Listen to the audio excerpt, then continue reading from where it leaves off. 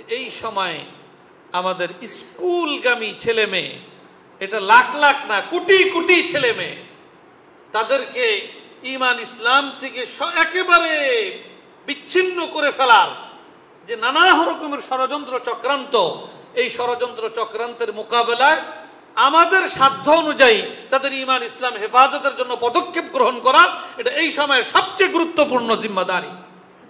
আলহামদুলিল্লাহি রাব্বিল আলামিন ওয়াসসালাতু ওয়াসসালামু আলা সাইয়্যিদিল মুরসালিন ওয়া আলা আলিহি ওয়া আসহাবিহি আজমাইন।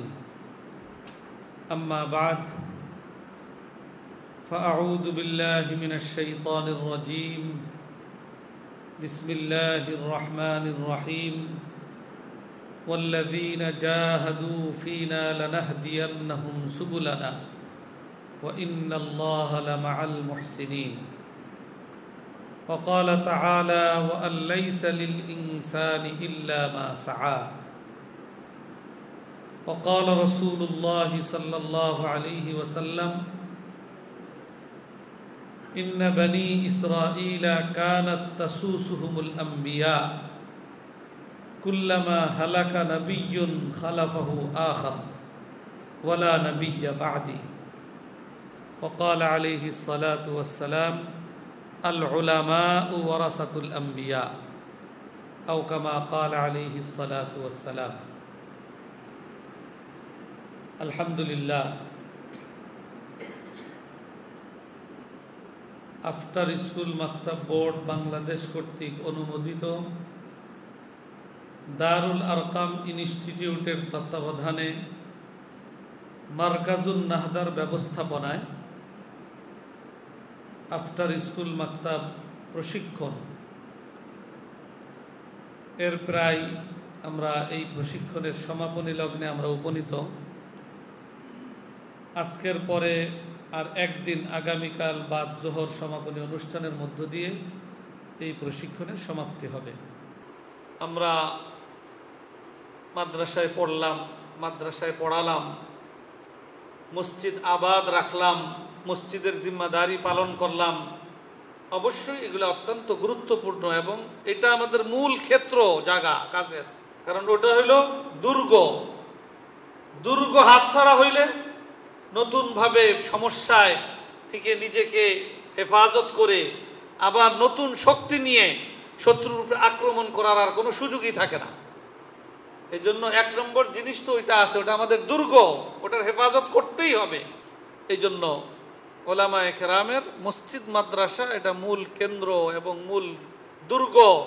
এগুলোর হেফাজতের পাশাপাশি গোটা উম্মতের ঈমান ইসলামের হেফাজতের ফিকির, উম্মতের উপরে কোন লাইনে তাদের উপরে ফিতনা আসতেছে, তাদের মধ্যে গুমরাহি আসতেছে, তাদের মধ্যে ইরতিদাদ আসতেছে, তাদের মধ্যে দ্বীনের থেকে বিচ্যুতি আসতেছে, তাদের মধ্যে বদগুমানি আসতেছে দ্বীন সম্পর্কে, ওলামায়ে উম্মত সম্পর্কে, এমনকি কোরআন সম্পর্কে, ওইগুলা চিহ্নিত করা, ওইগুলা সম্পর্কে উম্মতকে সচেতন করা, উম্মতের এই সকল প্রশ্নের সমাধান করা, ওই সকল আগ্রাসন থেকে উম্মতের হেফাজত করা, এটা ওলামায়ে উম্মতেরই জিম্মাদারি।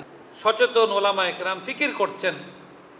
বাকি কাজের তো পরিধি অনেক, অনেক ময়দানে কাজের প্রয়োজন। যে যে ময়দানে কাজ করে আগায় গেছেন ওটা বাদ দিয়ে আরেক ময়দানে কাজ করবেন, এটাও অনেক কঠিন জটিল। তো সেই হিসাবে এই ময়দানের জন্য নিজেকে পেশ করা, কারণ যখন কোনো কাজ প্রয়োজনীয় ঠিক কিন্তু সমাজে সেটার ব্যাপকতা না হয় তখন সেটার জন্য মানুষ ব্যাপকভাবে প্রস্তুত হইতে পারে না, ব্যাপকভাবে প্রস্তুত হইতে পারে না।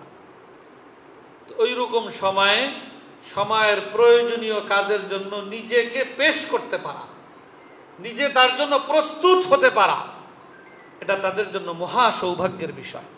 মানুষের মধ্যে স্বাভাবিক প্রবণতা হইল যেখানে কাজ করা সহজ সেখানে কাজ করতে চায়। যারা ঢাকায় পড়াশোনা করে কেউ এরকমের চিন্তা থাকে না যে ঢাকার বাইরে কোথাও যাবে, সবাই চাইল ঢাকায় কাজ করতে চায়। ঢাকায় কাজ করা সহজ, এখানে প্রতিষ্ঠিত হইতে পারলে একটু বেশি কাজ করা যায়। আল্লাহর কাছে বেশি কাজের কোনো মূল্য নাই। ওর চাইতে অনেক বেশি গুরুত্ব হইল প্রয়োজনীয় কাজটা কে কতটুকু করতে পারলো, ওজনদার কাজ কে করতে পারলো। কিয়ামতের দিন মানুষের আমল গণনা হবে না, মানুষের আমল কি হবে? পরিমাপ হবে, কার আমল কতটা ওজনদার। আর ওজন সৃষ্টি হয় ইখলাস লিল্লাহিয়াত এবং প্রয়োজনীয় তাকাজা কে কতটুকু পূরণ করতে পারলো, ওর মাধ্যমে তার আমলের ওজন পয়দা হয়। এই জন্য এটা অত্যন্ত গুরুত্বপূর্ণ বিষয় যে সময়ের প্রয়োজনীয় বিষয়টাকে অনুধাবন করা এবং সময়ের প্রয়োজন পূরণ এটা কঠিন হলেও, এটার পরিবেশ ব্যাপক না হলেও নিজেকে এর জন্য পেশ করা, এটা উলামায়ে উম্মতের গুরুত্বপূর্ণ একটা জিম্মাদারি। তো এই জন্য আমরা যদি আমাদের সাধ্য অনুযায়ী সময়ের প্রয়োজনটাকে বুঝি এবং সামর্থ্যের আলোকে সেই প্রয়োজন পূরণে নিজেকে পেশ করি, পদক্ষেপ গ্রহণ করি, ইনশাআল্লাহ কোরআন হাদিসের দৃষ্টিতে এই কথা দৃঢ়তার সাথে বলা যায় যে সেই কাজ যত অল্পই হোক না কেন সেই কাজের সাথে আল্লাহর রহমত এবং নুসরত শামিলে হাল থাকবে। আর যেই কাজের সাথে আল্লাহর রহমত আর নুসরত শামিলে হাল হবে ওই কাজ করনেওয়ালা ব্যক্তি ছোট হতে পারে, কিন্তু সময়ের প্রয়োজনীয় কাজ তাকে বড় বানাইবে এবং ওই কাজের প্রয়োজনীয়তা আল্লাহ তাআলা তার দ্বারাই পূরণ করবে। যে আগামী দিনে রাষ্ট্র পরিচালনায় কারা আসবে সেটা স্পষ্ট আমাদের সামনে। এই স্কুল কলেজ ইউনিভার্সিটি হইয়া তাদের মধ্য থেকেই কিছু মানুষ কি হবে? রাষ্ট্র পরিচালনায় আসবে। তো তাদের মধ্যে যদি আমরা ন্যূনতম ঈমান ইসলামের তালিম এটা আমরা যদি তাদের মধ্যে দিতে ব্যর্থ হই, তাহলে আগামী দিনের বাংলাদেশ কেমন হবে সেটা আমরা একটু গভীরভাবে চিন্তা করলে আমাদের সামনে সুস্পষ্ট হয়ে যাবে। এখন সচেতন ওলামায়ে কেরাম সবাই ফিকির করছে, বাকি অনেকের পক্ষেই সেভাবে সময় দেওয়া সম্ভবপর হচ্ছে না, বাকি এই কাজের তাকাজা তো অনেক বেশি। আমরা যারা এই কাজটাকে কিছুটা বুঝতে পারতেছি আমাদের কর্তব্য এই কাজটার জন্য নিজেকে প্রস্তুত করা। কেউ হুনেমন্দাতার শিকার না হওয়া, যে এই কায়দা আর আমপারা পড়ামো আর স্কুলে বাচ্চাদেরকে পড়ামো তো মানুষকে কি বলো, এইটা এরকমের এই হীনমন্যতার শিকার হওয়া এটা অনেক বড় খেদমাত, সময়ের প্রয়োজনীয় খেদমত। অর্থাৎ আমরা যারা এখানে আফটার স্কুল মাকতাব প্রশিক্ষণ গ্রহণ করলাম, আমাদের এই প্রশিক্ষণের মধ্য দিয়া আমি শুরুতে যেটা বলছি, অবশ্যই আমাদের মধ্যে এই কাজের একটা প্রয়োজনীয়তা এটা আমরা অনুভব করছি, আমরা বুঝতে পারতেছি। এই ক্ষেত্রে সমাজের কত বেশি তাকাজা তারও কিছু বাস্তব চিত্র, কিছু কারগুজারি আমাদের সামনে আসছে। তো আমরা আগামী দিনে এখানে আমরা যারা আসছি আমরা কমপক্ষে এর জন্য ন্যূনতম কিছু না কিছু ভূমিকা পালন করার একটা সংকল্প আমরা এখান থেকে নিয়ে ইনশাল্লাহ যাব। নিজে একেবারে পড়াইতে হবে এটা কোনো জরুরি না। কেউ পড়াইতে পারলে খুবই ভালো, কেউ পড়াইতে না পারলে আপনি আল্লাহ তাআলা আপনাকে মসজিদ দিছে, মসজিদ 24 ঘন্টার মধ্যে কয় ঘন্টা আবাদ রাখতেছেন, ওই মসজিদটাকে তো ওটা তো মুসলমানদের, মুসলমান সন্তানদের হক, ওইটা ওই হক আদায় করার জন্য উদ্যোগ নেন। আপনি চেষ্টা করলেই দুইজন শিক্ষক রেখা মসজিদকে মক্তবে পরিণত, আফটার স্কুল মাকতবে আপনি পরিণত করতে পারেন। এবং স্কুলগামী বাচ্চারা স্কুলে যে সুন্দর সাজসজ্জা, সুশৃঙ্খল সুন্দর পরিবেশ পায়, তার ওটার প্রতি যে আকর্ষণ, আপনি মসজিদের মধ্যে একটা ফ্লোরকে সেইভাবে সাজাইয়া তার উপযোগী, সে যেন আগ্রহী হয়, ওরকম মক্তব তাকে উপহার দেন। তাহলে দেখবেন সে ওই মক্তবে পড়তে অনাগ্রহী হবে না। সকালবেলা টাইম পায় না তো জোহরের পরে আসবে, 3টার সময় আসবে, আসরের পরে আসবে, মাগরিবের পরে আসবে। পেশাজীবী মানুষ তারা সারাদিন টাইম পায় না, এসার পরে আপনাকে অনুরোধ করবে।